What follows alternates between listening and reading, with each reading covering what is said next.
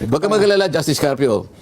Meron ka pang isang araw tatalakayin namin kung paano mo ipinamigay ang halos 242,000 square nautical miles ng ating territorial sea. Bay, napakalaking bahagi ng Pilipinas to, Sen. Yan ay yung pinaka-ebidensya ng treason. Alam mo kung bakit, Jen? Doon sa kanyang ginawang pagdidesisyon, inakala niya, Ito po, Sen, desisyon na po niya ito, ha? Pero, desisyon niya ito. Okay. Ito, maalala niya, sasabihin ko sa kanya, Magaliona Magaliona. versus Ermita.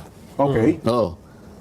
Pumayag siya sa argumento ng gobyerno na paliitin na lang natin ang territorial sea sapagkat makakakuha ng tayo ng ganansya sa ating exclusive economic zone. Lumaki nga, sa palagay niya, ang exclusive economic zone, ipinamigay niya yung 242,000 square nautical miles. Territorial sea yun, Jen. Ibig sabihin, parte ng ating territory. Yes, yung maritime rights, limited lang yun. Limited Economic lang po yan rights po. lang yun. Opo. I charge him treason for this. Kailangan malaman mo na, Justice Carpio, kung nakikinig ka. Territorial rights po yun. Kasi sa ibang bansa, pag pumasok Ayun po ng nga, ibang kaya bansa, ayaw ito, nilang diba? makipagdebate kasi sasabihin ko lahat ito eh. Hindi na makikipagdebate yan, Sen. Hindi, makikipagdebate yan, pilitin nyo.